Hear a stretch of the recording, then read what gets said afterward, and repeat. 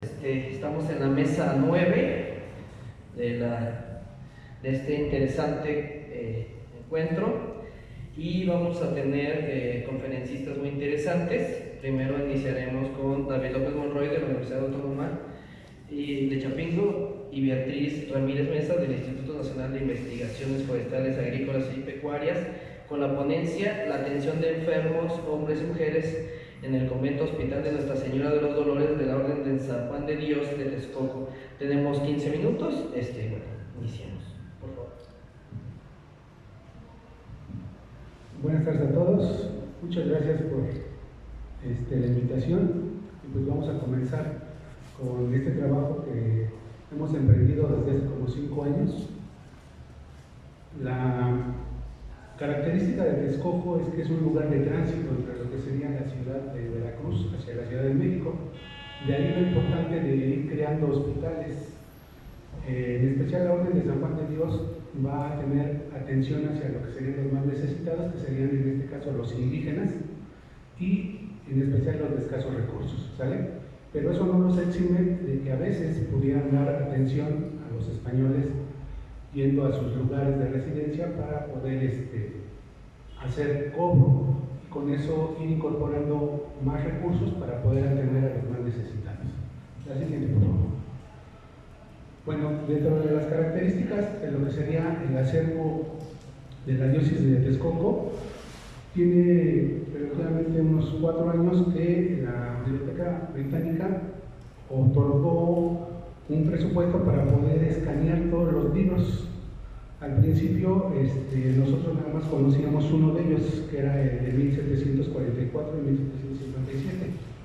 Posteriormente, ya con el escaneo aparecieron 8 libros más dentro de todo el acervo y hemos trabajado nada más 2, uno de hombres y otro de mujeres. Dentro de las características tenemos que en el caso de los hombres vamos a tener nosotros 14 años de lo que sería el registro de los juaninos y queda reportado en este libro que eran 6 camas para ellos. Lo característico es que los hermanos juaninos no estaban designados de perpetuidad en los hospitales, sino que iban siendo cambiados.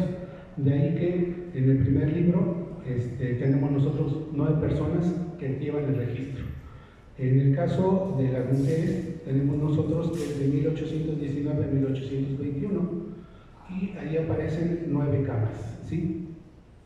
Son 3 años, pero básicamente el que nos interesa más es el de 1820. Ahorita les digo por qué.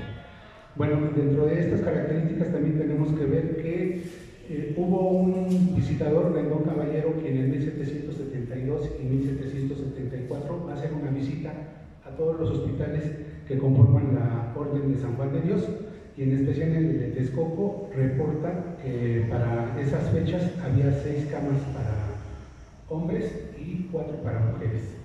Y respecto a lo que sería el libro de mujeres, para 1819-21 ya tenemos nosotros un incremento de 9 camas de mujeres, ¿sí? Esto pues, nos va a hablar de que va a depender mucho de las situaciones que se están presentando en la población para poder atender a los más necesitados. La siguiente, por favor.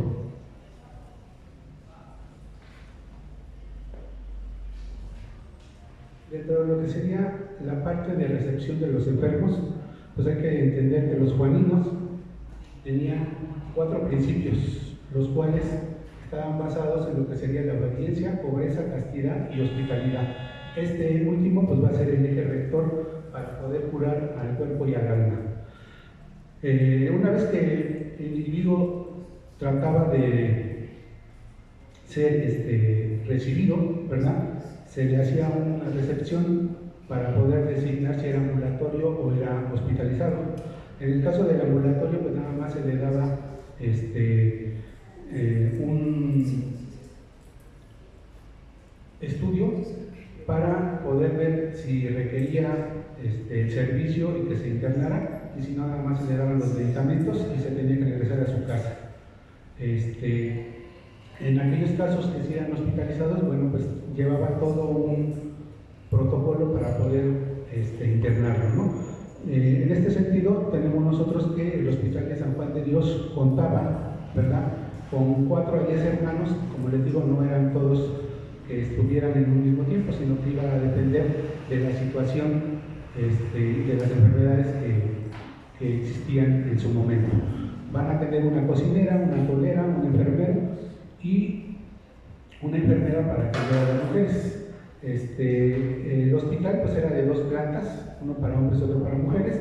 Tenía lugar para tener un huerto y ahí poder tener plantas para poderlas utilizar en los remedios, y además de que había un espacio para las celdas de los juaninos, ¿no?, para poder estar ahí. También tenemos nosotros que, la siguiente, por favor. La atención hospitalaria precisamente va a recibir mucho de lo que sería la formación de los juaninos, que era una formación empírica, donde pues ellos, a base de su experiencia y conforme iban pasando los años, se iban dando la tarea de poder tener ya un mejor entendimiento de lo que serían las enfermedades y de los síntomas, para poder pues dar el servicio de sanación del cuerpo y alma hacia los enfermos. Entonces, la atención precisamente va a tener la incorporación del individuo una vez que era internado, ¿verdad? Se le cortaba el cabello, se les hacían las uñas, las manos, se les afectaba la cara y, en conclusión, se les hacía toda una limpieza para poderlos atender. Posteriormente se les daba cambio de ropa, se les daba una cama individual, y esto de alguna forma va a fortalecer esta parte de darle un servicio individual a las personas para poderlos atender, y que esto reflejara precisamente la fácil sanación del cuerpo y del alma. También tenemos nosotros que al momento de ingresar se les proporcionaba una bata y un gorro terminado en punta, se le conoce como cofieta. Y lo característico de las camas es que eran camas limpias, se les daba sábanas, almohadas, una frazada en caso de frío, y se buscaba la mayor limpieza, así como 3 alimentos, ¿verdad? Esto con la idea precisamente de ir fortaleciendo el cuerpo físicamente, y posteriormente el alma iba a sanar, y de esta forma pues se trataba de atender a los más necesitados. Hay que decir que los juaninos recibían precisamente limosnas y andaban pregonando en las calles: quién da más, y acuérdate de hacer el bien a los más necesitados, para poder complementar junto con las rentas que en algunas ocasiones se les daba, para poder tener recursos y poder sanar a los enfermos. El estudio va a estar centrado en algunas enfermedades, las cuales van a ser recurrentes tanto en hombres como mujeres, y que posteriormente pues vamos a darnos cuenta que pues al tratarse de los más necesitados, se va a centrar precisamente en lo que sería el alimento, y por lo tanto las características de alimentar, para ver los grados de nutrición que tienen las personas, y en ese sentido pues ver cómo es que se relaciona con lo que sería la falta de alimento, ¿no? Y paso a la doctora. Bueno, aquí les estoy haciendo un comparativo entre hombres y mujeres, y qué es lo que estamos viendo. En primer lugar, pues vamos a ver la diferencia entre la época, ¿sí? La época donde para los hombres, en estos registros que encontramos, están siendo la colonia de Nueva España, donde hubo las reformas borbónicas y la expulsión de los sultanes, ¿sí? Y para las mujeres, en el momento de la consumación de la independencia, en 1820 pues estuvo la Asamblea Constitucionalista Española, que decretó la supresión de las órdenes religiosas, y la actividad de los juaninos concluye en la exclaustración, que salieron del claustro en 1823. Todos estos elementos de alguna forma marcan bastante la diferencia para la atención. ¿Por qué? Porque en el caso de la época de los hombres, pues tenemos mayores recursos, como lo mencionó el maestro, estaban las caridad, la renta, las mercedes y algunos donativos que hacían los españoles. Entonces, para la época de la consumación de la independencia ya no tenemos todo eso.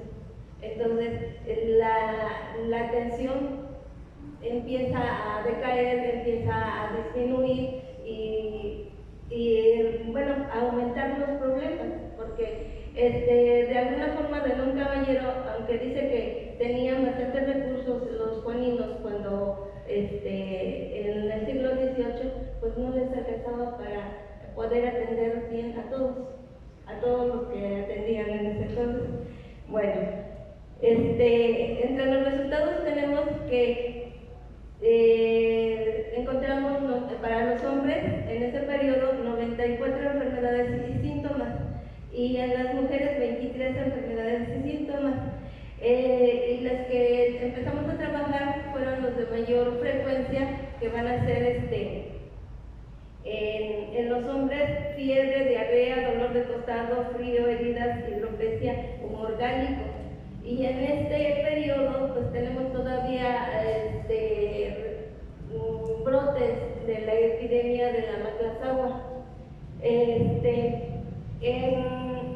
el caso de las mujeres pues tenemos diarrea, dolor, fiebre, frío e hidropesia.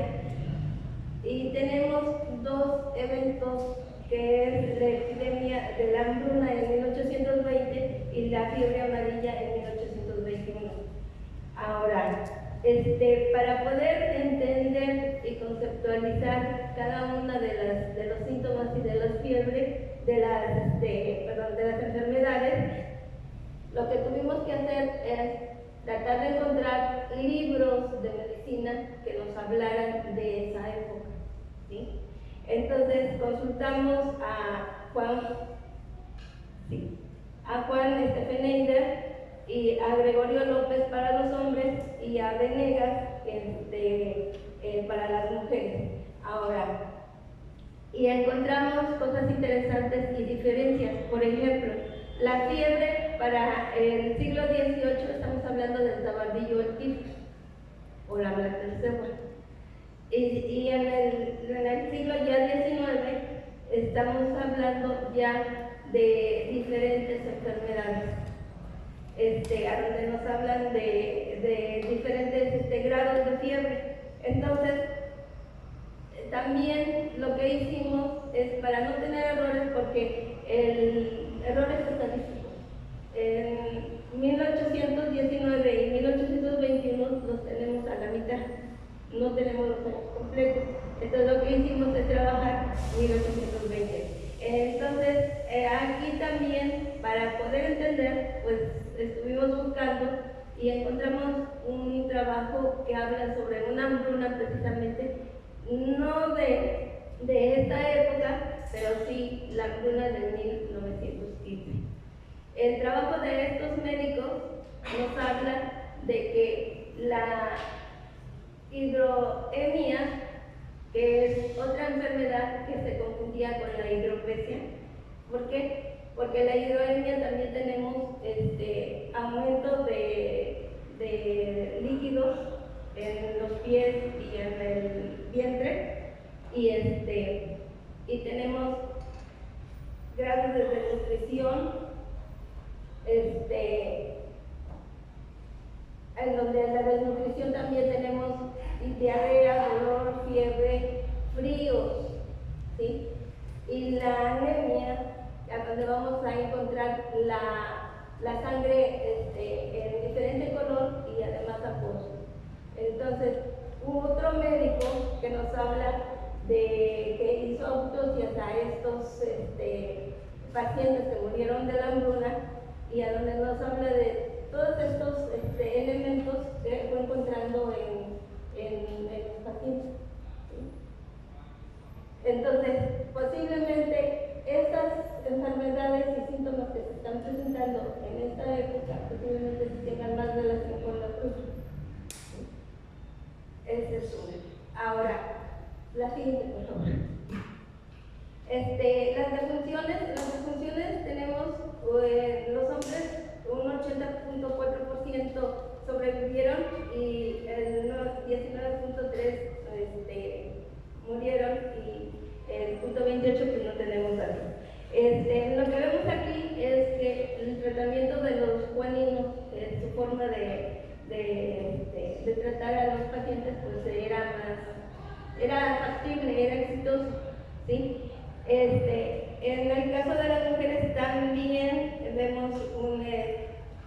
parecido, pero sin embargo lo que observamos es un aumento. ¿Por qué? Un aumento en muertes, un aumento en muertes. Entonces, aquí lo que nos preguntamos es quién eran estas mujeres en esta época. Entonces, pues encontramos que las mujeres en esta época eran educadas para ser madres y esposas, ¿sí? Para seguir las reglas y las normas que dictaba la sociedad y la religión. Eran las que más trabajaban, las que tenían que cuidar a la familia. Su educación siempre era limitada, apenas algunas sabían leer y escribir, y eran ellas las últimas que se tenían, ¿sí? Entonces también este problema cultural, social, pudo haber afectado en estos resultados, ¿sí? La siguiente. ¿Otra? Y ya. Gracias.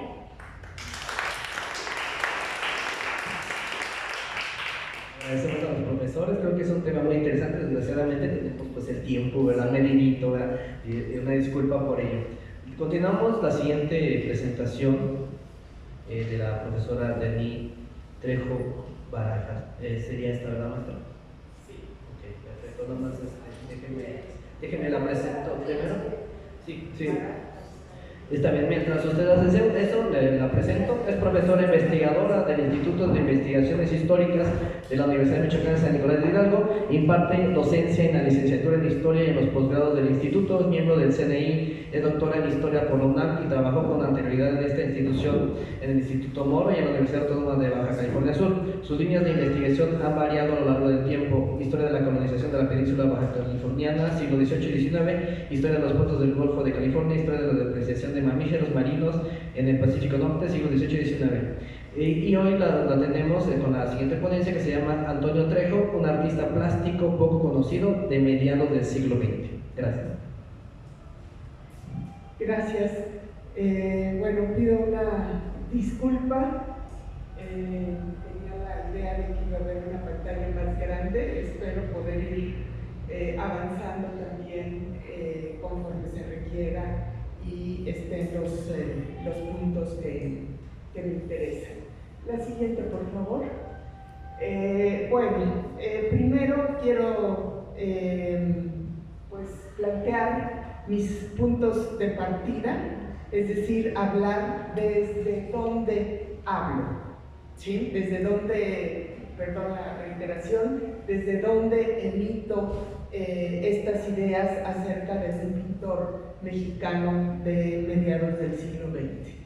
Bueno, como dice Certón, parto de la universidad, de la academia, de mi formación como historiadora, y ese es un lugar que tiene asignada la historia moderna desde finales del siglo XIX, pero sobre todo ya en el siglo XX, cuando se forman las instituciones académicas.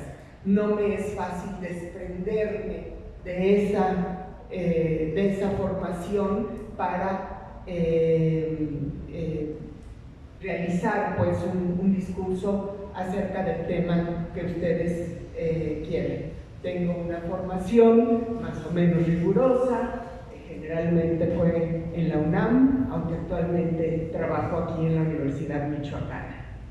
Y bueno, algo que es importante es que tengo que reconocer que mi formación fue entre los años 70 y 80 en la UNAM, entonces tengo todo un contexto que me hace hablar de cierta manera y referirme a ciertos temas que seguramente algunos los podrán ir identificando a lo largo de la ponencia.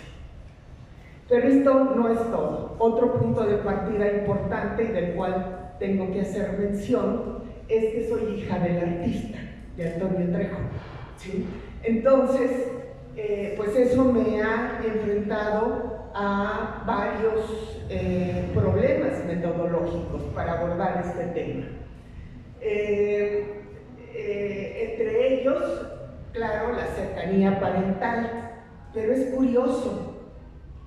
Hay una cercanía, pues porque soy la hija, pero a la vez eso me enfrenta como a cualquier otro personaje del cual uno puede hablar en términos históricos, y que es, siendo su hija, como no sé tantas cosas, ¿sí? Cuando uno tiene esa cercanía, pareciera que uno conoce y realmente no conoce, ¿sí? Y entonces ahí pues tengo que sacar mis recursos de historiadora.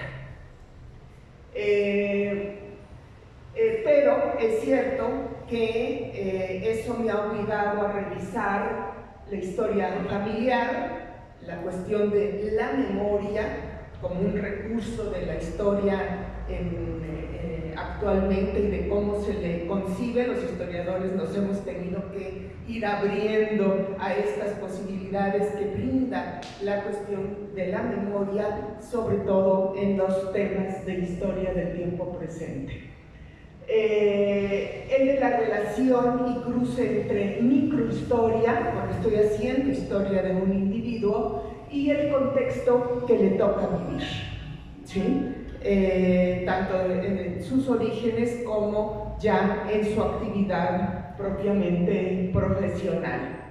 Y trato de responder a lo largo de la ponencia a esa pregunta crucial que se han hecho otros microhistoriadores acerca de si un individuo puede explicar una época, ¿sí? Y es decir, no quiero convertir lo que actualmente, la investigación que actualmente realizo sobre Antonio Trejo en una biografía exclusivamente. Quiero hablar de una época convulsa de México que fue mediados del siglo XX. Mis fuentes han sido el archivo personal del artista, la obra plástica del mismo, el archivo histórico de la Escuela Nacional de Artes Plásticas de la UNAM, en la cual él se formó y de la cual fue parte ya después como profesor, y el archivo histórico de la Universidad de Michoacana, porque él trabajó aquí en la Universidad Michoacana en los años 50, y por supuesto algunas entrevistas que algunas ya las he realizado y otras las realizaré en el futuro. El ambiente en el que vive Antonio, bueno, en el que nace, vive una parte de su infancia y primera juventud, y a muchos les resultará curioso que, hijo de campesinos del Valle del Mezquital, una zona otomí, pudiera finalmente terminar en la Escuela Nacional de Artes Plásticas. Pero ese es el ambiente en el que nace y crece, y entonces va a tener una influencia muy fuerte en la obra plástica, el dibujo, la pintura, el grabado que él realiza. El Valle del Mezquital no puede borrarse de su obra creativa, está ahí siempre presente. Bueno, ahí menciono algunas de las características de su familia paterna fundamentalmente. De la materna prácticamente no he conseguido ninguna información, su madre murió temprano. Y lo que sí puedo decir es que era una familia católica sumamente tradicional, de pequeños campesinos, ¿no? Muy cercanos, incluso los rasgos de mi abuelo, de mi padre mismo, pues tienen ciertos rasgos que podríamos identificar como indígenas de esa zona, pero ellos no se consideraban, mi abuelo no se consideraba indígena, sino un campesino que contrataba peones otomíes para que le ayudaran en su pequeña parcela. Si le pasan a la siguiente, No sé si ustedes o alguno de ustedes haya conocido Ixmiquilpan, que es el centro, la ciudad actualmente del Valle del Mezquital. En esa ciudad hay un ex convento agustino, una iglesia rarísima, la iglesia, porque cuenta con murales que evidentemente fueron hechos por mano de obra indígena, en la cual las principales hipótesis que hay es que relatan la guerra chichimeca, en la que participaron nahuas otomíes junto con los españoles contra los cazadores recolectores reconocidos como chichimecas en términos muy generales, o mal reconocidos como chichimecas, ¿no? Porque hay una variedad de grupos indígenas digamos, de la zona otomí hacia el norte. Antonio Trejo vivía en la otra banda con sus padres, es decir, en la periferia de Ixmiquilpan, una zona semirural. Todas las casitas de adobe tenían huertas. La siguiente, por favor.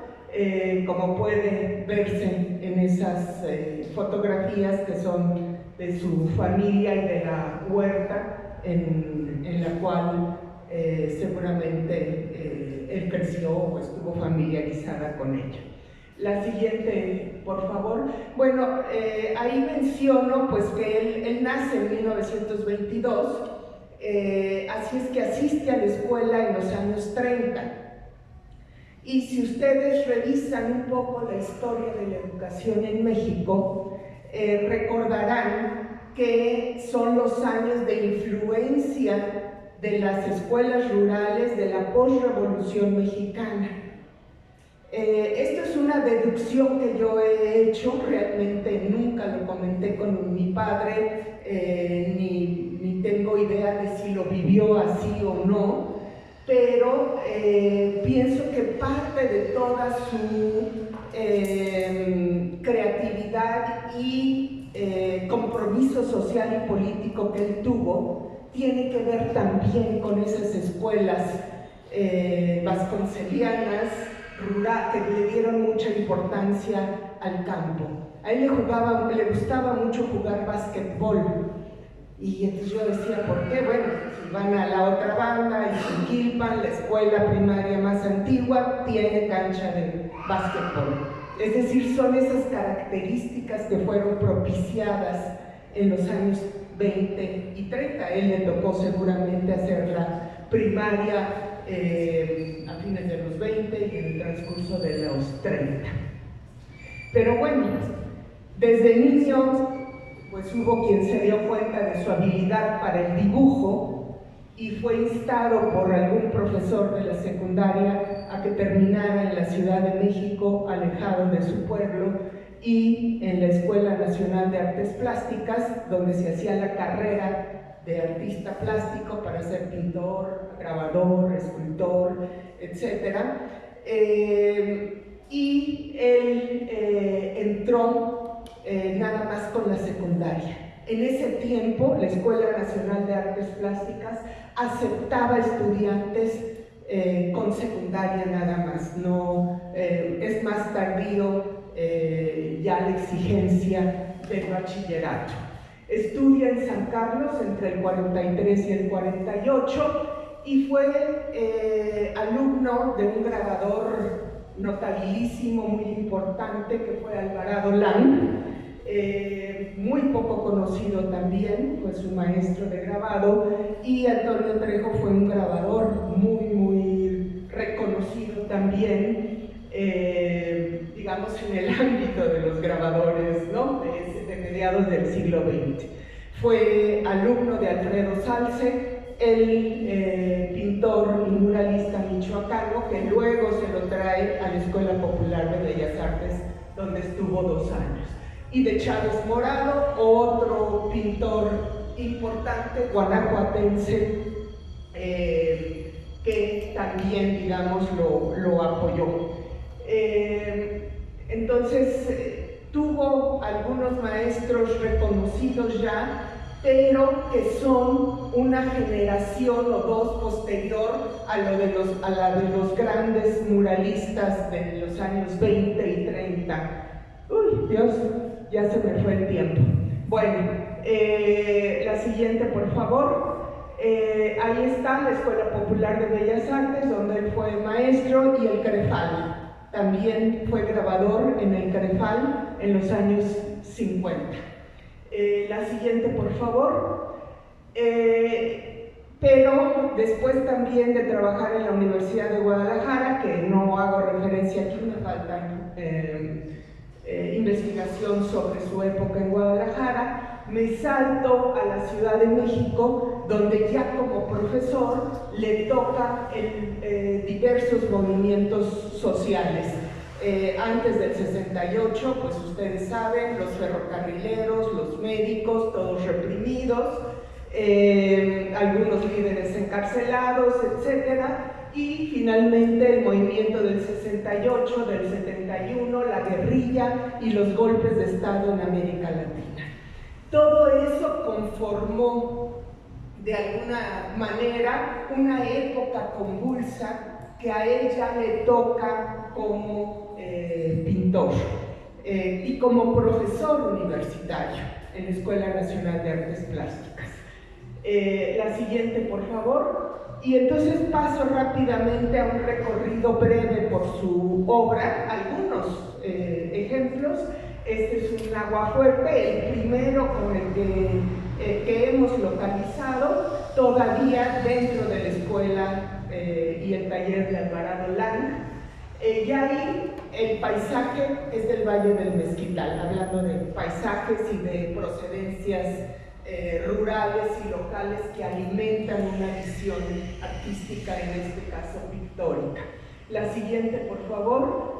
La época michoacana, reconocerán inmediatamente que la demanda de la Universidad Michoacana era por los héroes. Y entonces la mayoría de grabados que hizo cuando trabajó aquí eran héroes. Hidalgo, Morelos, Vasco de Quiroga, etcétera, ¿no? Porque era una circunstancia laboral que lo obligaba a eso. La siguiente, por favor. En Guadalajara, en los años 50, realiza grabados muy buenos, por ejemplo el de Orozco, el pintor que él también admiraba, y de movimientos sociales, ya urbanos. Empieza no solamente a hacer grabado referente a la zona rural, particularmente el Valle del Mezquital, sino de movimientos sociales en la urbe de Guadalajara. La siguiente, por favor.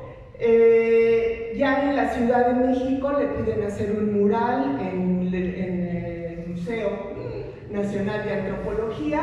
Me salto, por favor, y hacemos un recorrido. Pinturas de los años 60, de nuevo el Valle del Mezquital, hizo viajes a Veracruz y entonces tiene algunas acuarelas, pero estas son imágenes muy propias del Valle del Mezquital. Adelante, por favor. Paisaje. Y luego la obra que tiene que ver con lo histórico. Referencia a la Segunda Guerra Mundial, referencia a la conquista de México, de la cual hizo un óleo, y luego otras que son más lúdicas, que son escenas urbanas o pueblerinas, ¿sí? Con pues también aderezo, digamos, de la creatividad, imaginación, colorido. Los músicos urbanos siempre fueron una de sus pasiones, hablando de músicos.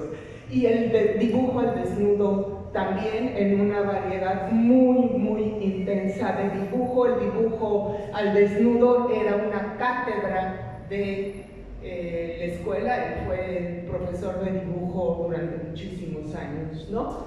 Y la guerrilla, un grabado también sobre el tema de la guerrilla, en donde está presente también en el fondo una visión cristiana que él nunca reconoció, públicamente por lo menos, pero mucha obra suya tiene referencias simbólicas con el cristianismo, y Madres de Plaza de Mayo en referencia a problemas en Argentina de la dictadura, y Pepenadores de Basura en la Ciudad de México, ¿no? En el basurero de Santa Fe, donde hizo apuntes hasta que lo corrieron de ahí del basurero, ¿no?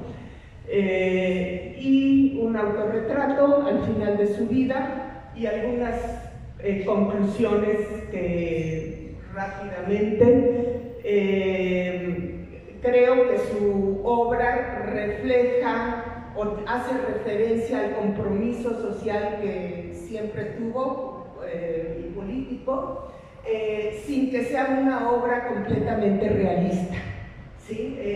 Hace ahí una interrelación de estilos, temáticas y diálogos con obras artísticas y pintores de diversas épocas, desde las obras cristianas, ¿no?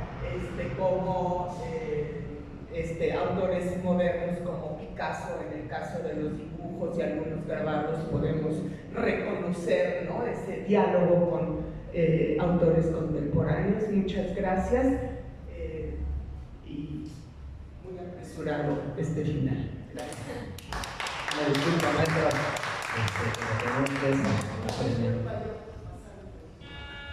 Bueno, tenemos ahora a Eduardo León García, de la Facultad de Filosofía y Letras de la UNAM. Es egresado de la licenciatura en Historia por la UNAM, especializado en violencia política, medios de comunicación y autoritarismos en América Latina. Durante la segunda mitad del siglo XX ha colaborado y ha sido becario en proyectos de investigación académica, memoria social y derechos humanos, así como en espacios de divulgación histórica. Actualmente su tesis de licenciatura estudia a los medios de comunicación y su participación en la construcción de escándalos mediáticos durante los años 80 del siglo pasado. Y lo tenemos el día de hoy con la ponencia titulada Las conexiones internacionales de la revista Proceso, un aporte historiográfico. Gracias. Bueno, muchas gracias a los organizadores, los organizadores y al público aquí presente. Bueno, esta ponencia es el resultado de una investigación en curso dedicada al estudio de los escándalos mediáticos durante la última parte del siglo XX. Y bueno, mi ponencia se enmarca así en los estudios dedicados a la historia de la prensa y de los medios de comunicación en general, ¿no? Bueno, con lo que yo voy a partir va a ser con la misma historia de la revista Proceso, que Proceso ha sido una revista que queda impregnada en la memoria social, ¿no? A veces el nombre de Julio Scherer, por pensar sobre los ataques al poder político, a la libertad de prensa, son nombres o ideas que brotan al pensar en la revista, ¿no? Sin embargo, la revista ha tenido muchos cambios desde su fundación en 1976 hasta nuestra actualidad, ¿no? No obstante, lo que yo me voy a abocar en esta ponencia va a ser principalmente los primeros años de la revista, ¿no?, que va a ser el de 1976 a 1982, ¿no? Bueno, el proyecto de Proceso había tenido su antecedente con la dirección de Julio Scherer en Excelsior de 1968 a 1976, ¿no? Este proyecto fue crítico con el régimen político y con las desigualdades estructurales existentes, lo que le mereció el descontento de distintos grupos políticos y económicos que hicieron una intervención no oficial en la directiva, que terminó por expulsar al grupo directivo. Esto tuvo como respuesta un impulso político de periodistas y lectores de fundar un nuevo proyecto periodístico que se consolidaría como un semanario en noviembre de 1976 bajo el nombre de Proceso. Esta revista se caracterizó por ser una crítica política interrelacionada con los modos de funcionamiento del periodismo profesional y defensor de la libertad de información y de prensa. Tenía como lectores potenciales a estudiantes, militantes de las distintas izquierdas existentes en el país y profesionistas de clase media, todos ellos en su mayoría provenientes de las grandes y medianas ciudades dentro del país. La revista tenía una gran incidencia en la opinión pública a partir de sus investigaciones, reportajes, columnas que cuestionaban desde una perspectiva reformista al orden priista. Ahora bien, pasando el mar de ideas en el que la revista se ha insertado, o se ha pensado históricamente, o como también lo solemos llamar el estado de la cuestión, pues yo identifiqué que hay una narrativa ciertamente hegemónica y con mayor visibilidad social sobre la revista, la cual ha sido escrita por los mismos protagonistas de la revista. Una suerte testimonial o lo ha planteado una justificación política. Aquí se narra una propuesta progresiva que resalta el papel del proceso en el acompañamiento y gradual democratización del país, a partir de un periodismo crítico en el cual resaltan pincelazos de grandes personajes y sucesos significativos, como el golpe a Excelsior, el nombre de Julio Scherer y los ataques a la libertad de prensa. No obstante, esto ha dejado la posibilidad de articular otras perspectivas para pensar históricamente la revista y al periodismo en general de los años recientes. No pretende hacer un revisionismo que pretende evaluar el potencial crítico que tuvo la revista, sino proponer una mirada que entrelace procesos, actores y perspectivas que han quedado sueltas para poder armar una constelación, como Walter Benjamin lo planteaba, distinta, que explique la historia de la revista. De ahí la propuesta que planteó como un aporte historiográfico para la historia de la revista y de esta forma también para la historia de la prensa mexicana. Así mi mirada propone pensar la revista más allá de las fronteras del Estado mexicano, especialmente considerando que los años 70 fue una época de intenso intercambio de ideas de distintos contextos nacionales e internacionales. Este tipo de circulación fue posible gracias a los procesos de globalización que permitieron establecer redes de intercambio político, cultural y ideológico. Tales dinámicas se vieron favorecidas tanto por los avances tecnológicos que posibilitaban el acceso a información de otras partes del mundo, como por una creciente conciencia social de participar en procesos de alcance global. Retomo aquí las propuestas de Elisa Cervén y Vanessa Freige, quienes invitan a pensar históricamente la existencia de un entramado transnacional de redes y conexiones políticas y ideológicas. Bueno, en este sentido propongo dos ejes bajo los cuales la revista estableció una serie de redes y conexiones internacionales que fortalecieron su acción política y su zona de influencia. Por una parte, el mundo occidental, encabezado principalmente por el estadounidense, aquel defensor de los valores liberales, y por otro, el mundo latinoamericano de los años 70, revitalizado por movimientos de liberación nacional y antiimperialismo. Aquí este trabajo lo trabajé con fuentes del Archivo General de la Nación, en específico del Fondo de la Dirección Federal de Seguridad, de la Dirección General de Investigaciones Políticas y Sociales y de la Dirección de Comunicación Social. Así también trabajé con lectura de la misma revista Proceso, que la fui llevando desde el año de los 76 hasta el 85, que es el tema que voy a trabajar para la tesis, pero no lo estoy tocando específicamente en esta ponencia, ¿no? Además también leyendo prensa de la época, medios de gran alcance, como medios locales y medios nacionales e internacionales, además de entrevistas a periodistas, ¿no? Bueno, paso al primer eje que es el mundo occidental, ¿no?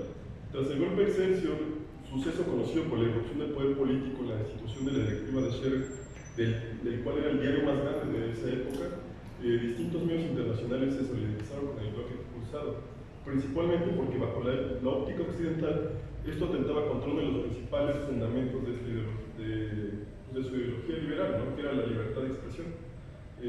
Fue el respaldo simbólico de la prensa occidental la que se hizo presente y con mayor magnitud en comparación a los medios mexicanos, los cuales se encontraban cooptados bajo un sistema de medios del priismo. De esta forma, casi inmediata, medios estadounidenses, ingleses y franceses denunciaron lo que en ese momento se consideró como una grave violación a la libertad de expresión y a la libertad de prensa. Este respaldo simbólico le mereció a la revista un montón de reconocimientos, ¿no? Casi un año después del golpe y de la fundación del proceso, el Atlas World Review, con sede en Estados Unidos, le otorgó un reconocimiento a Julio Scherer como el periodista del año, por su labor informativa y la defensa de la libertad de expresión. La figura de dicho periodista, así como el proyecto que encabezaba, eran bien vistos por cadenas como CBS, ¿no?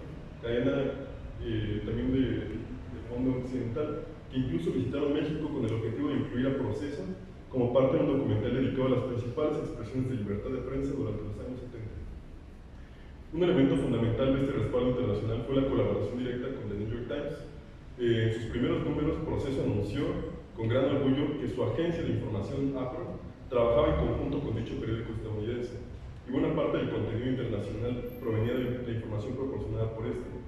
La relación también fue recíproca. Proceso suministró información sobre México que posteriormente sería publicada en New York Times, a suerte de una provisión de información. Así el semanario no solamente fortaleció su legitimidad en el panorama internacional, sino también comenzó a fungir como un nodo informativo entre México y el extranjero, el mundo extranjero occidental, pensándolo en la época en la que nos situamos, en la Guerra Fría. Ahora bien, pasando hacia el segundo eje que planteó para la ponencia, guiado hacia América Latina, planteé que en los años 70 América Latina fue una época compleja y violenta por las olas de autoritarismo, violencia social y una reconfiguración de relaciones económicas. Las dictaduras militares y el imperialismo estadounidense actuaron como catalizadores de solidaridad continental. En este marco, la revista acogió el pensamiento crítico de intelectuales tanto mexicanos como latinoamericanos exiliados, quienes buscaron interpretar de distintas frentes las complejidades del periodo que tuvieron que afrontar. Esto lo llamó Juan Miranda, un fotoperiodista del proceso que entrevisté, como la fiesta latinoamericana, la cual describió como un momento en el cual las distintas experiencias latinoamericanas compartidas se reunían en un medio crítico que proponía la transformación social de su época. Esto también se encontraba enmarcado en un esfuerzo comunicativo del nuevo orden mundial de la información y comunicación económica, el cual se creó para las Naciones Unidas, con el fin de establecer redes colaborativas en el sur global y promover proyectos autónomos de comunicación social. Entre exiliados y nacionales, en la revista encontraron cabida las críticas culturales de Ariel Dorfman, la problematización de la teoría de la dependencia y la realidad mexicana de Antonio dos Santos, así como fragmentos de las obras literarias como José Emilio Pacheco, Carlos Monsiváis y Julio Cortázar. Julio Cortázar y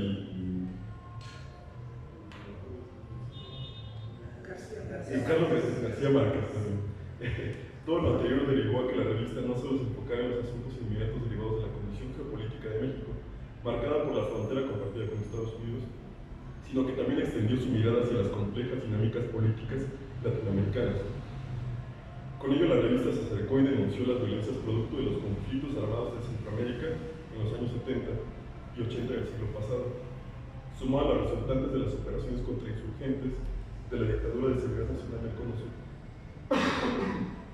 A partir de esta mirada regional, Proceso puso su mirada bajo su mirada en lo que atravesaba México. Fue así que emergieron notas conscientes del proceso global en el cual se encontraba México, las cuales reportaban y denunciaban las desapariciones políticas en Guerrero, la corrupción de los distintos estratos de la política, las luchas de las distintas movilizaciones sociales, urbanas y rurales, las denuncias de violencia de cacicazgos y los elementos de desigualdad económica experimentada en México enmarcadas en la lógica global. Bueno, a modo de cierre, la experiencia del proceso da cuenta que el periodismo crítico de los años 70 no surgió en el vacío ni se sostuvo únicamente por la voluntad de los actores locales, o lo que también se llama como el voluntarismo. Fue posible gracias a una red de solidaridades, exilios, transferencias intelectuales y colaboraciones concretas entre medios intelectuales y movimientos del continente y del mundo. Además, revisitar los primeros años del proceso desde sus conexiones internacionales nos invita a cuestionar los marcos historiográficos tradicionales que han centrado su relato en figuras individuales y una narrativa heroica de la transición democrática. Esta ponencia propone una lectura que ubica la revista en una constelación más amplia de actores, redes y debates globales. Así, Proceso no solo fue un medio de oposición en México, sino también una pieza articuladora dentro de los grupos transnacionales de formación crítica, lo cual obliga a repensar la historia de la prensa no solo como una historia nacional, sino como una historia interconectada. Muchas gracias.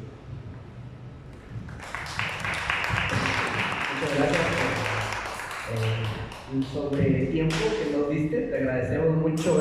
Por último tenemos a Francisco Javier Zambrano Albur, es de la Facultad de Filosofía de la Universidad de Michoacán, San Nicolás de Hidalgo. Leeré brevemente su semblanza. Él es licenciado en Filosofía por la Universidad de Michoacán, San Nicolás de Hidalgo. Participó como asistente en el curso Análisis del Discurso organizado por la Coordinación de Proyectos Transversales y de Responsabilidad Social Institucional en el periodo comprendido del 22 de septiembre de 2021 al 9 de febrero de 2022. Además, ha colaborado 2 veces consecutivas en el Boletín de Filos de la Facultad de Filosofía de la Universidad de Michoacán. Además, participó como ponente en el 8º Coloquio Internacional de Filosofía con la ponencia llamada Fátima Mernice o del harén político. También ha participado en el Coloquio Internacional de Michel Foucault con la ponencia Polve Preciado o del pueblo que falta, el 15 de octubre del 2024. Y hoy lo tenemos con la siguiente ponencia llamada Sirin Adimi Sibai o los moldes de la violencia. Muchas gracias.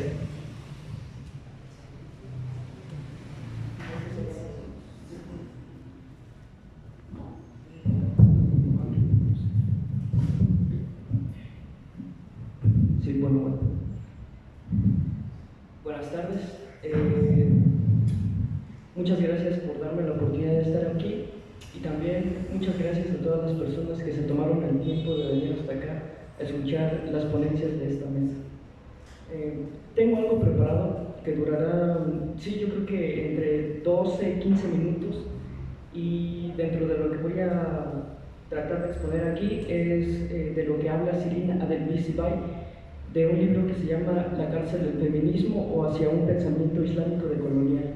Aunque pareciera que este título es muy arriesgado o muy agresivo, pienso que para mí es un título muy necesario, porque Shirin en este libro lo que menciona son estos moldes de la violencia que se muestran de manera ético-mítico-políticos y que además pareciera que se muestran de manera invisible, pero son realmente muy visibles en este sistema mundo colonial.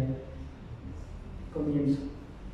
Y si nos revelaran que todo lo que los medios de comunicación, las instituciones y la ciencia nos han inculcado y nos han hecho ser lo que somos, es lo que nos hace parte de un gran rompecabezas que dibuja desigualdad, injusticia, pobreza, hambruna, guerras, genocidios, ecologicidios, feminicidios, epistemicidios y jerarquías a nivel global que catalogan a las personas en humanos y subhumanos, en civilizados y salvajes. Shirin Adelbi menciona que si nos pidieran imaginarnos una imagen étnica, nos imaginaríamos a una persona de Sudamérica con vestimenta típica de su cultura, o nos imaginaríamos a una mujer con hijab que refleje su identificación social. Pero sería imposible que cuando nos pidieran imaginarnos una imagen étnica, nos imaginemos a un hombre blanco con traje y corbata, que es lo que corresponde a su vestimenta típica de su cultura local y concreta. Es imposible imaginárselo porque nos han contado que lo normal, lo objetivo, lo deslocalizado y lo descontextualizado es una forma de ser en el mundo. Las feministas norteamericanas que hicieron campaña para concientizar a la población de la terrible situación de las mujeres afganas y de la imperiosa necesidad de liberarlas, ellas y el resto del mundo estaban plenamente convencidas de su bondad y de la superioridad moral y ética de su compañía y de su misión. Pero la realidad, dice Shirin, es que esas pobres mujeres afganas a las que las feministas norteamericanas se referían vivían en la situación en la que vivían por una larga historia de colonización y de explotación, concretamente en ese momento al apoyo logístico y armamentístico de la administración estadounidense con sus queridos amigos los talibanes para que lucharan contra la URSS. La campaña de la Asociación Feminista abrió un camino para la liberación americana de las mujeres afganas, una liberación hecha por Estados Unidos, en donde fueron bombardeadas, violadas, asesinadas y que además convirtieron a Afganistán en el primer narcoestado global. Shirin habla de un aparente oxímoron del feminismo. Ella menciona que cuando se planteó el feminismo islámico como un concepto cuyos términos eran antitéticos y que a partir de ese momento todos los debates que se plantean sobre la cuestión de feminismo e islam han girado desde perspectivas muy heterogéneas sobre la incompatibilidad de estos conceptos. Shirin lo que trata de hacer en su trabajo es llamar la atención sobre la urgencia de trascender los debates tanto de la compatibilidad como también de la incompatibilidad del feminismo e islam, porque todos estos debates acaban por homogeneizar y reducir un panorama de movimientos de mujeres árabes o musulmanas y que además acaban por crear un área cultural colonizable con una serie de características que son inamovibles en todo el tiempo y lugar, haciendo de esta construcción de un mundo árabe e islámico colonizable.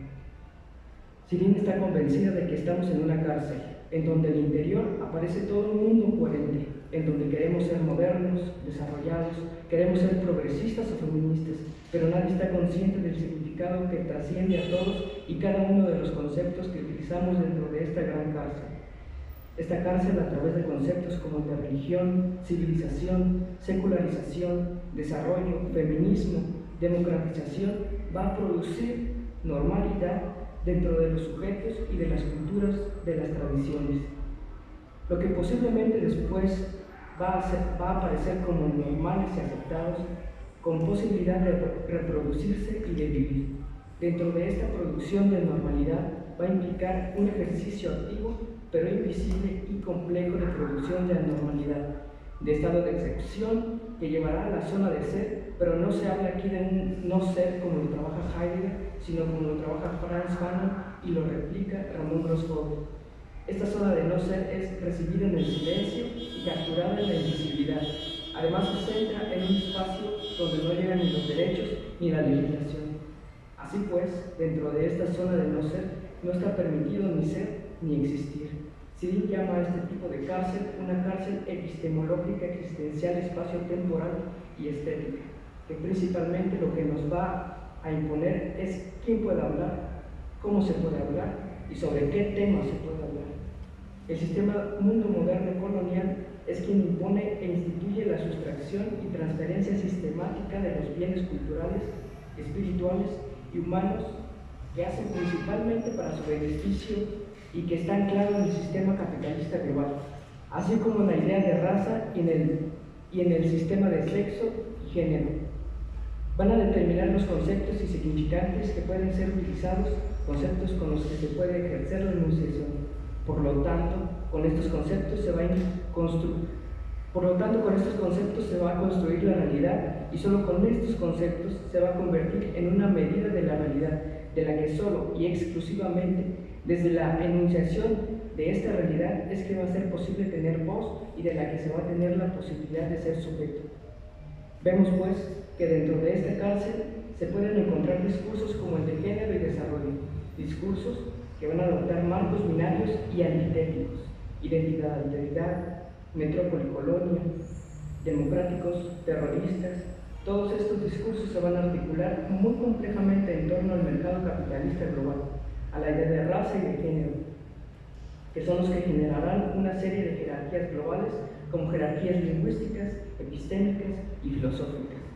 De modo que dentro de estos discursos se crea una islamofobia, y dos de los discursos binarios más importantes para construir la islamofobia son los de tradición, modernidad, junto con el de religión, secularización. Pero para Sidin hay otros discursos que son fundamentales en la generación de la islamofobia, que se conforman por discursos de los desarrollados y subdesarrollados. La cárcel epistémico-existencial de la que habla Sidin nos dice que desde Occidente se ha pensado al mundo islámico encerrado en esta cárcel, y esta cárcel se ve más afectada cuando nos dirigimos a pensar en las mujeres. Uno de los problemas en las identidades al interior del Islam es que el Islam en sí mismo, al ser categorizado en su totalidad como un pensamiento religioso, parecería que siempre va a estar por abajo de todas otras formas de generación del conocimiento. De modo que, si la identidad del Islam está encarcelada epistemológicamente dentro de la jerarquía ontológica occidental, se estaría más abajo de las identidades laicas, científicas o racionales. Dentro de esta crítica que tiene Sidin, lo que trata de decirnos es lo que hace que la colonialidad es crear una producción ontológica, mencionando que por estar articulados en ejes distintos del Islam, y que además nos menciona que estos ejes distintos hacen que haya seres más valiosos, y esto no se puede desarticular si estamos en este espacio del sistema mundo colonial. Sidin menciona con justa razón el concepto de epistemicidio que maneja Boaventura de Sousa Santos, pues este concepto ayuda a explicar la ruptura con las identidades tradicionales en los espacios colonizados. Se desconocen ciertas prácticas tradicionales, y de este modo, como ya es imposible o complicado recurrir a estas prácticas que eran tradicionales en su cultura local, se comienzan a absorber las prácticas que el colonizador impone. De manera que con el epistemicidio se impone otro tipo de saberes, otro tipo de culturas, de gobierno, y que implantará aquello que se está eliminando. Esto nos lleva a un tratado que trabaja Sidin, que es la colonialidad de la religión. Pues existe un esfuerzo enorme de la colonialidad en tierras del Islam que son utilizadas para la desmeritación de la religión islámica. Este esfuerzo de la colonialidad de la religión comienza desde los románticos, cuando rastrean en las espiritualidades profundas y quieren pensar que la profundidad espiritual en el Islam no les es propia, sino que es heredada de otros espacios, de otras religiones espirituales. De este modo, se llega a pensar que el Islam no es una espiritualidad profunda y que es más bien un fenómeno político-militar. Otro aspecto es pensar que el Islam es una espiritualidad profunda, pero no de ella misma, sino por los préstamos de las dimensiones espirituales cristianas, budistas, etc. Y esto además muestra cómo una forma de instrumentalización en la islamofobia global, los efectos de la colonialidad de la religión son muy profundos porque nos convence de que las comunidades musulmanas no tienen una espiritualidad profunda y sin darnos cuenta nos hacen pensar en un salvajismo de los musulmanes, pues hacen una negación de la espiritualidad profunda que tienen los musulmanes, haciéndolos ver como salvajes por no tener esta característica de un ser civilizado. Muchas gracias.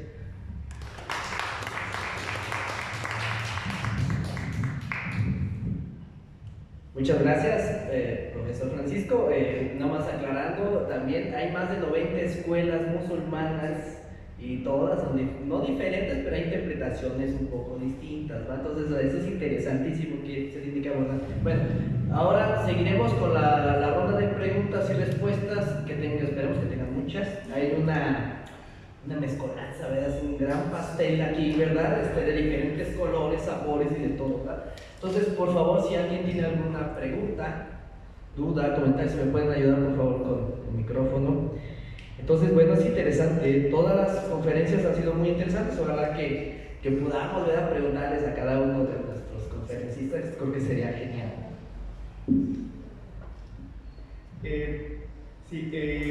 Bueno, primero muchas gracias, ¿no? Y muchas felicidades, estuvieron bastante interesantes las 4 ponencias. Yo tenía dos preguntas, ¿no?, para dos ponentes, o son 3 en realidad, ¿verdad? La primera de ellas pues es la ponencia de David López y Beatriz, perdón. Sí, ustedes comentan que las fuentes con las que ustedes trabajaron provinieron de la British Library, ¿verdad? Ahí es donde localizaron los libros que no habían podido trabajar anteriormente. No, las fuentes físicamente están en la Catedral de Texcoco. La biblioteca británica lo que hizo es escanearlas y subirlas a la red. Hicieron un convenio entre el obispado de Texcoco y la biblioteca. Ah, ok, bueno, y entonces ya las pueden trasladaron los consultar. manuscritos para allá. No, los manuscritos permanecieron aquí y aquí están. Ah, ok, bueno, muchas gracias. Creo que ya respondí mi pregunta, era un poco más elaborada, pero muchas gracias.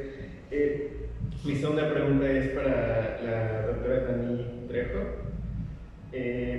Sí, le quería preguntar, pues yo noté como en el conjunto de obras que usted nos mostró una gran variación de estilos, ¿no? Que es algo que también usted señaló un poco al final. Pues a mí me gustaría a ver si pudiera profundizar un poquito, ¿no? ¿A qué se debe esa variación? Porque a veces son claramente como más realistas y porque a veces juega más con las vanguardias y a qué se debe este tránsito, ¿no?, que hubo entre esos distintos estilos. Sí, gracias. Sí, esa es una de las características de la obra de Antonio, y tendríamos que reconocer épocas también, ¿no? Los grabados, digamos, más realistas, entre comillas, son de los años 50, y es cuando se emparenta más al taller de la gráfica popular, ¿sí? Él tuvo nexos con el taller de la gráfica popular, con la Liga de Artistas, se me olvida el nombre más largo de la liga, etcétera, pero como que él siempre fue un hombre más solitario, era bastante introvertido, y si bien mandaba algunas obras a estos colectivos, no perteneció completamente a ellos, como que siempre era pues quizás excesivamente crítico, políticamente también actuaba más solo, pero a la vez evolucionó junto con las situaciones que le tocaba vivir y su conocimiento del mundo artístico también, ¿no? De otras trayectorias artísticas en distintos lugares y tiempos, ¿no? En los años 60 se da el gran cambio de plan de estudios de la Escuela Nacional de Artes Plásticas, en el 67 inicia, y él era director de artes plásticas en ese momento. Entonces, hay en su archivo personal numerosos apuntes referentes a ese cambio entre la influencia de la Escuela Mexicana de Pintura y el abstraccionismo y otras corrientes de vanguardia. Y él fue muy conciliador como director. Había unas polémicas impresionantes, casi de golpes, en la escuela, y por eso no se pudo aprobar ese plan de estudios sino hasta los años 70.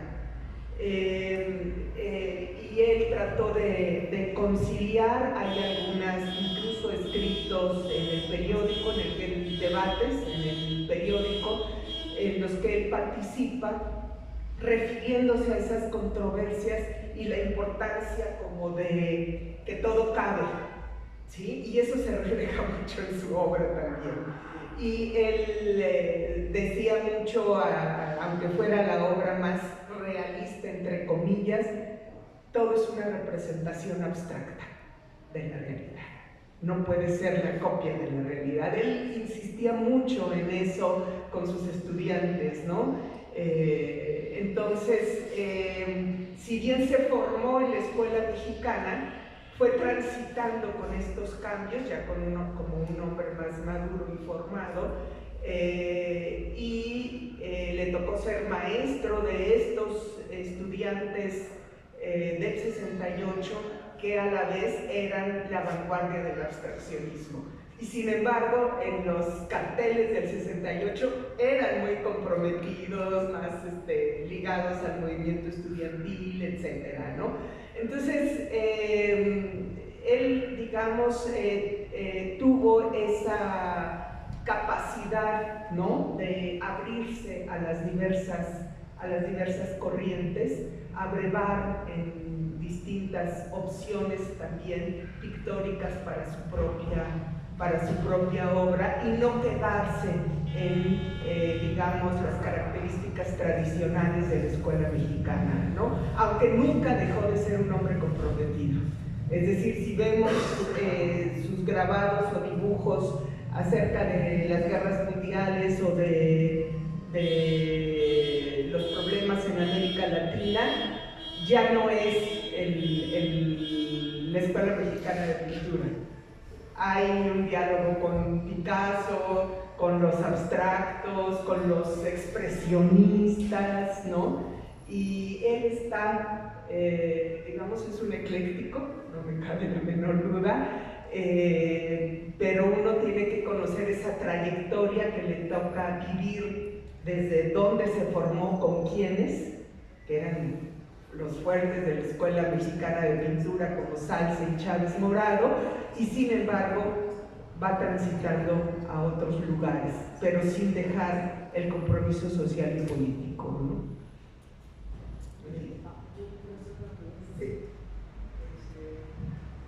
Bueno, yo quería saber qué tan complicado fue hacer un análisis de manera objetiva o de manera objetiva hacia su padre, que no pues llegara tanto a esa manera como de sentimentalismo o familiaridad, que aunque obviamente pues de alguna u otra manera tiene que estar allí, pero o sea, ¿qué tan complicado fue, digamos, tener esa separación o cómo fue ese proceso? Sigue siendo complicado. Recuerdo el primer artículo, que fue un capítulo de un libro que se publicó aquí en la Universidad Michoacana en el 2018, ya con esta temática,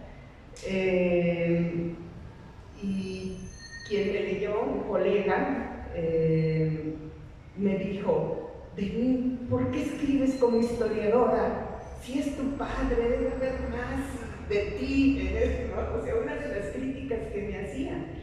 Y en cierto modo creo que ese problema tiene que ver con un conflicto que vivimos generalmente los historiadores.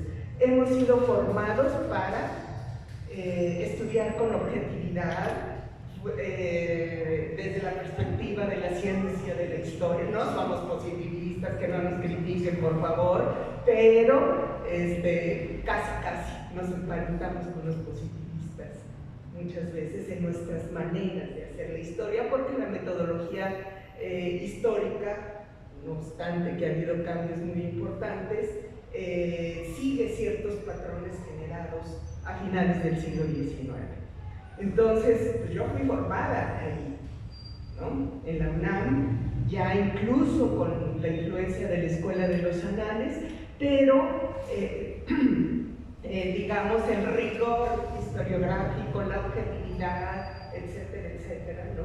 Y cuando me enfrento a temas como este, y desde antes ya empecé digamos, a elaborar una crítica y autocrítica acerca de mi labor como historiadora, y que empecé a leer a otros teóricos, a otros autores que nos hacían pensar en los lugares de los cuales hablamos, en la importancia de decir,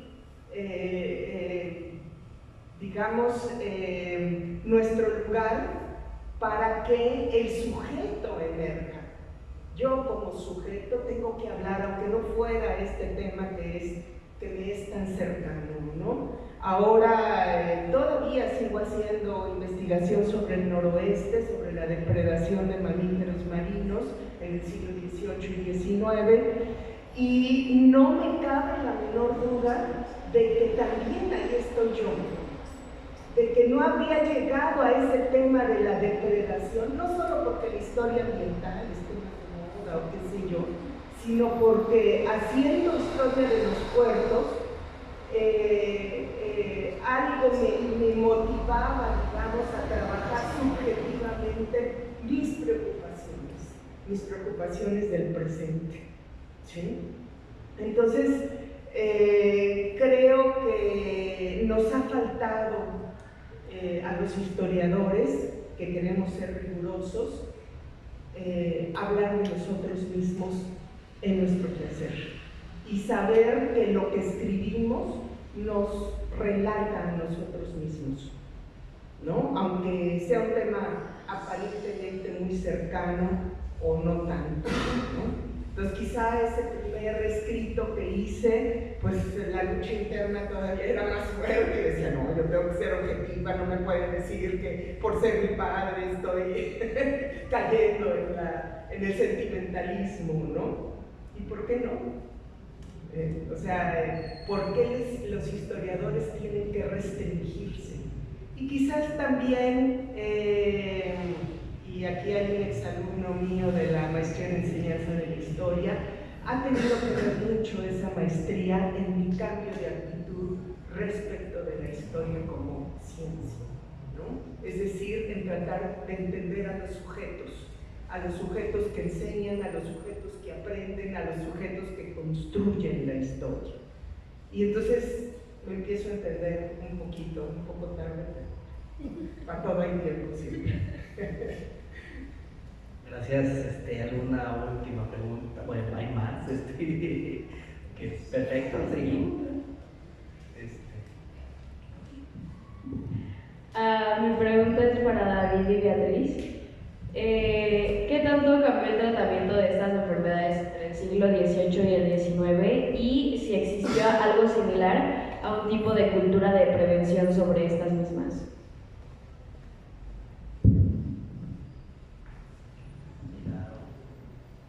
¿Me puedes repetir la...? Sí, claro. ¿Qué tanto cambió el tratamiento de estas enfermedades entre el siglo XVIII y el XIX? y si existió algo similar a un tipo de cultura de prevención. ¿Quieres una vez? Siguiente pregunta ya para que responda. Ok, bueno, yo tenía dos preguntas. La primera es para el licenciado Eduardo. Y es si existió una injerencia directa del gobierno dentro de la revista Proceso, y pues en especial con temas como temas fuertes en los 80s como el narcotráfico y la DEA. Y la otra pregunta que tenía era para la doctora Trejo, que pues también felicitarla, que me gustó mucho su ponencia, muy interesante. Y mi pregunta es si a mediados del siglo XX, pues qué tan común podría considerarse estudiar arte en la Academia de San Carlos, y si no existió algún tipo de rechazo al estudiar arte como puede ocurrir en la sociedad actual, y pues en especial en el caso de una familia en el caso de alguien que proviene de una familia de campesinos.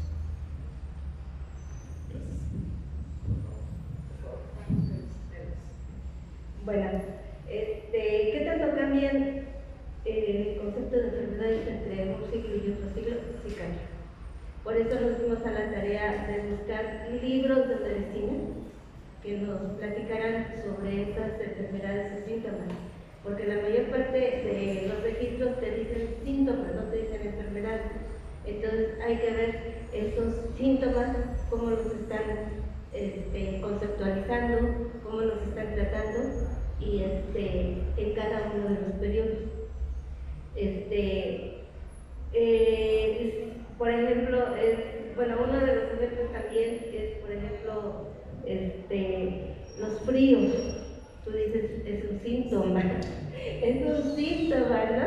No es una enfermedad, pero es un síntoma que para ellos sí es una enfermedad, porque veían al individuo que le subía y le bajaba la temperatura. La calentura era intermitente, decían. Ajá. Y resulta que en el otro libro, ya para el siglo XIX, le dice el médico, es que los fríos pueden ser relacionados con la hidropesía, porque es uno de los síntomas que están temblando los individuos. Entonces, la conceptualización y la época nos ayudan a poder entender estos síntomas. Ahora, la cultura de la prevención.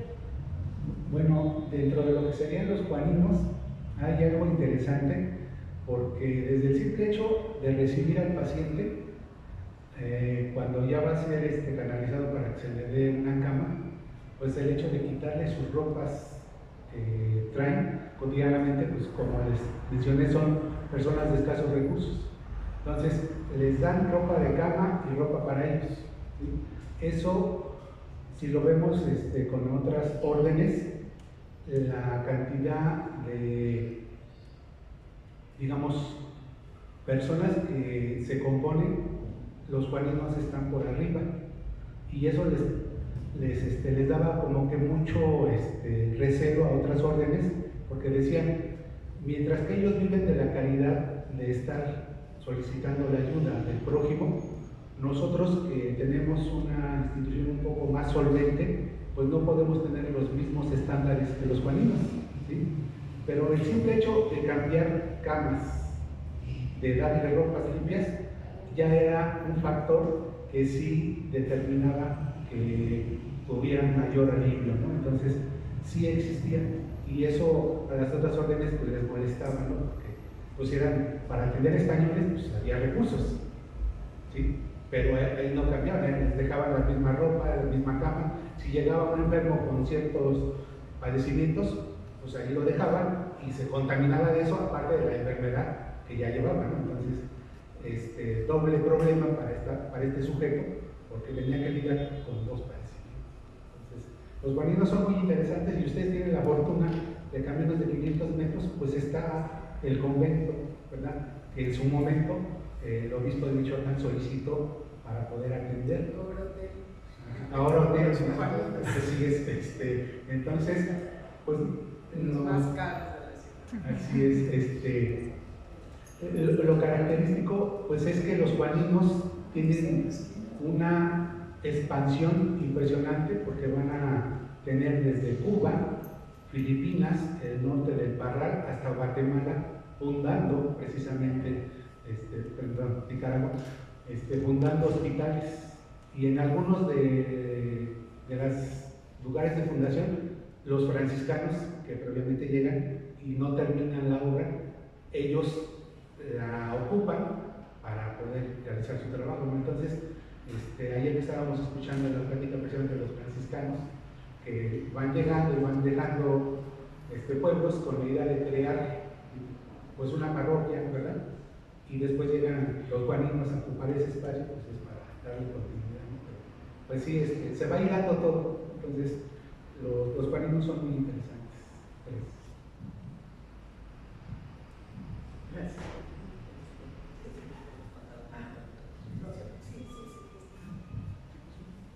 Bueno, pensando en la injerencia directa del gobierno en la revista. Bueno, el gobierno en la época tenía una gran injerencia en el sistema de medios de comunicación.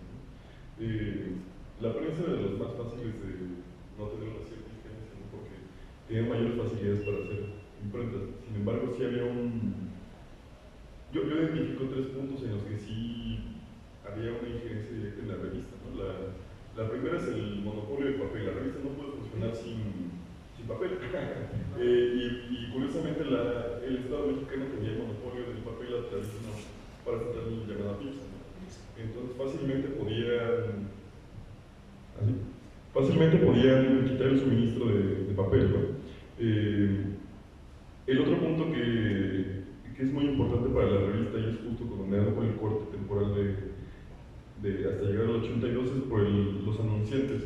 La revista, bueno, la mayoría de los medios de comunicación actuales, medios de comunicación, dependen de anunciantes gubernamentales, ¿no? Y un mecanismo de presión al retiro de anunciantes repentino para cortar los ingresos de las revistas a los medios de comunicación y así pues derrumbar a los medios de comunicación, ¿no? Y eso fue lo que ocurrió con Proceso, ¿no? En 1982 les cortaron, José López Portillo les cortó los anuncios gubernamentales con una frase conocida, ¿no? Que es la de no les pago para que me peguen, y cortó los anuncios y fue un medio de injerencia era un medio mediante el cual podían condicionar el financiamiento hacia las revistas o los periódicos, ¿no? Eso también le ocurrió a Julio Scherer en 1974. Y el último es la cuestión de la policía política en la época. Había un control estructural de la información, de lo que era decible con el régimen priista, ¿no? Para eso estaba la Dirección Federal de Seguridad y la Dirección General de Investigaciones Políticas y Sociales, sumado a las policías locales, ¿no? Hubo muchas veces en las cuales las policías políticas iban a amedrentar a la directiva, ¿no? A los mismos periodistas. Revisando los archivos de la Dirección Federal de Seguridad, encontré legajos y legajos de Julio Scherer saliendo del banco, ¿no? O de algunos otros periodistas saliendo de algunos restaurantes, ¿no? Entonces estaban muy, muy bien vigilados, ¿no? Y también tenían esa... Bueno, no voy a poner miedo porque los periodistas que he entrevistado nunca me dicen que tenían miedo, pero me decían que sí sentían esa presión policíaca, ¿no? Que sabían que estaban revisados sus teléfonos o que lo seguían en la calle, ¿no? Entonces esa injerencia también incidía en lo que podían llegar a decir, ¿no? Tampoco es que el proceso pudiera llegar a decir o abalanzarse contra el poder político, sino también había formas en las cuales podía hacerlo, ¿no? Bajo las formas de lo decible de cada época, ¿no? Y ahora con Facebook también nos digitan, ¿no? Gracias. Peor la cosa. Bueno, cierra, maestra, por favor. Gracias. Sí, desde luego había un prejuicio en relación a la formación en el arte y pues ahí no se hace nada, ¿no? ¿De qué van a vivir? Y ese prejuicio sigue existiendo hasta la actualidad y digamos es igual en aquella época que ahora o hace unos años, ¿no? Yo hace unos años ayudé a un sobrino a que estudiara el bachillerato y me hablaba su papá, por favor vení, que no se te ocurra que vaya, ayúdame, que no se te ocurra que vaya a elegir letras. Él dice que quiere ser poeta, se va a morir de hambre. Le digo, ¿a quién crees que le hablas? O sea, y eso fue, digamos, hace 20 años, ¿no?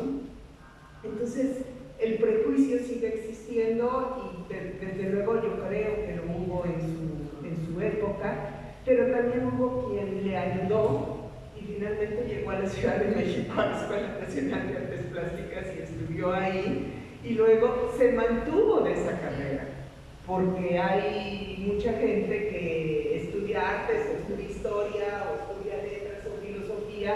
Yo me los encuentro, antropología, y me los encuentro ahora en los Uber, en los taxis. Hoy mismo quien me trajo de uno de estos taxis, dice, bueno, no soy taxista de tiempo completo ahorita porque estoy de vacaciones, ¿no? Yo tengo formación en ciencias, ¿no? Entonces, claro, son las condiciones actuales, ¿no? Y yo lo que muchas veces les respondo a esta gente prejuiciada es, pues yo tuve en los años 60 un padre pintor que nos mantuvo a la familia, ¿sí? No nos morimos de hambre, sí teníamos muchas restricciones, como las familias en general en esa época, no había el consumismo actual, ¿sí? Pero de alguna manera ya fue un privilegiado al poder ser profesor universitario, ¿no? Y entonces allá en el pueblo, en Ixmiquilpan, pues, lo respetaron, ya dijeron nada, hasta donde yo me hubiera podido enterar, ¿no? O lo decían en otras páginas, ¿no? Y actualmente le piden fotos, que para una revista, que quieren fundar una casa de la cultura, que si esto, que si lo otro.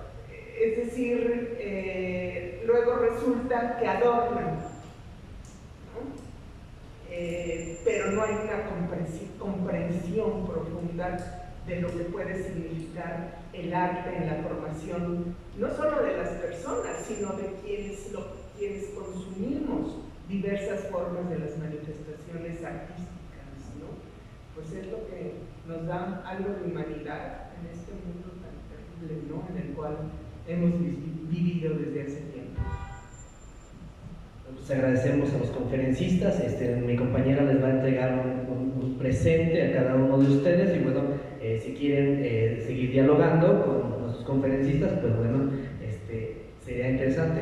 Y bueno, yo recomendaría algunos libros. Por ejemplo, esto de los musulmanes es muy interesante. Hay que entrevistarlos, la religión. Yo haría hincapié en, ¿por qué? Porque son 90 escuelas. No es la terrorista que nos vende Occidente y ahí se acabó todo. ¿Sale? Entonces, solamente eso diría yo en ese sentido, porque parece que desde Occidente se crea un discurso de odio y hasta misógino hacia la cultura musulmana. Termino ahí, hay mucho debate, ahí hablen con los conferencistas y buenas tardes y muchas gracias.